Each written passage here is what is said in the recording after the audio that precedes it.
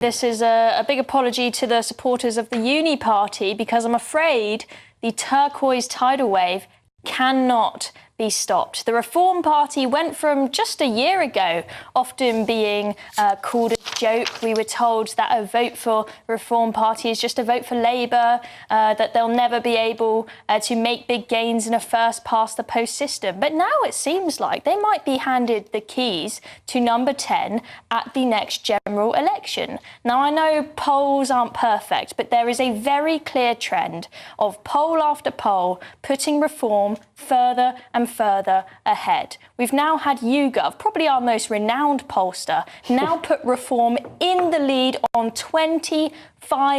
That is astonishing. And we've had a Find Out Now poll put them on a huge 29%. And we know if things keep going the way they are and they get into the 30s, that is when they can really make big waves in a first-past-the-post system.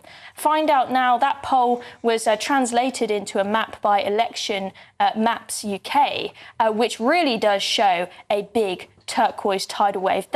Look at that map. That is just incredible. What this party has managed to do is astonishing. And that suggests that they would have 253 seats with the Tories on only 40. That is absolutely incredible. We were told that the Reform Party have absolutely no chance at getting anywhere in a general election if they don't make a pact with the Tories. But Zia Yusuf, he said that they don't need to do a pact with the Tories. That would be like Netflix doing a deal with Blockbuster Video, completely unnecessary. And a lot of people laughed at him for that, but now it really is looking like they could do it all alone. I think it's probably about time that we start arranging the Tory party's funeral and the celebration party for Reform already. They've got 4 years to go, and it's already looking like they've just about killed off the Tories. Kemi Badenoch, she's tried to revive the Tory party, but she's been pretty disappointing if you ask me. Chloe, what do you think's more difficult then? This idea, because there's been lots of reports in the press suggesting that Reform will ultimately merge with the Conservatives. Do you think that that would be more difficult than bringing about prosperity and peace in Syria, where she's just been, by the way? Do I think that them doing a pact with the Tories the Tories would be more difficult than bringing about peace and...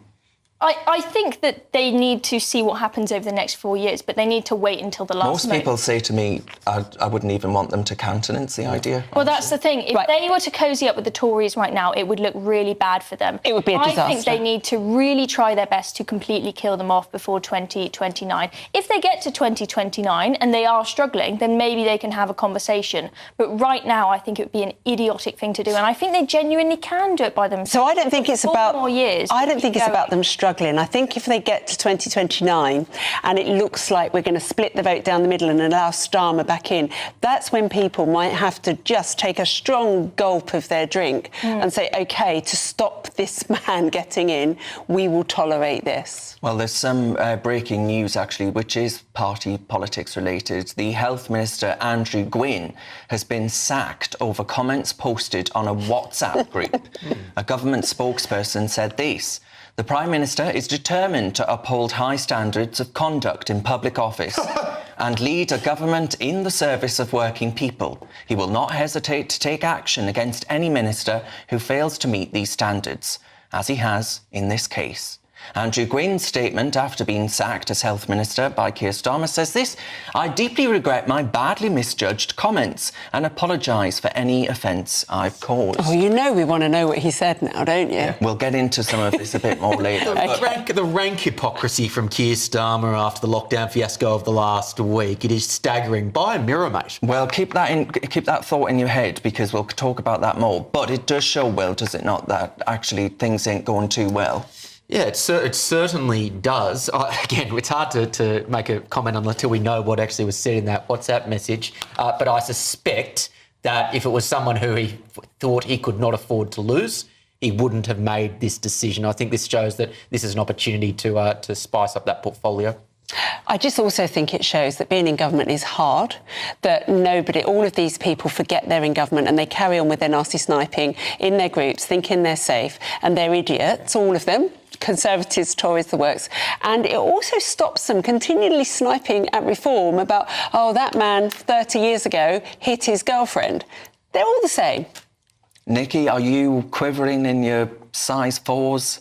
I'm a size 3.5, actually. Oh. But I'm not. Wasn't that far, Good guess, Darren. No, I'm not quivering. What, the prospect of Reform getting in? Absolutely not. What, you don't think it'll happen? No, and the reason I don't think it'll happen is because they've got a massive problem with fake candidates, as we saw in the election, including one guy that was actually dead. That was Remember debunked. That was debunked. Come on. The fake candidates wasn't debunked. The fake candidates It wasn't was? debunked. No, it wasn't. There were definitely people that were We not who had they were one of meant the to be. fellas on GB News that was told he was fake. One of them was, yeah, but Well, I'm saying we like couldn't get they. the dead man on, But Nikki. if they can't get right who's real, who's not as a candidate, who's alive, who's not, that doesn't put a lot of confidence in them. But more than that, actually, Darren, there's a couple of things. One of them is that Richard Tice, when he was leader and he was speaking before the election, kept banging on about British values. But every time he was asked to define them, he never did that. And I know that this is a massive thing for Reform, but I've got no idea what they actually stand for, apart from the immigration thing. The other thing is that Nigel is just so egotistical. I don't think he's going to let the seat go for anyone else. So a lot of it is going to be about the internecine conflict in that actual party. So I know them really well. I know Richard Tice very well, and I know very clearly what Reforms stands for. And So we why know what they did he- stand for. why won't he define You know on what they TV, stand for, Renee? Nikki? They stand for what the everyday person is thinking. Yeah.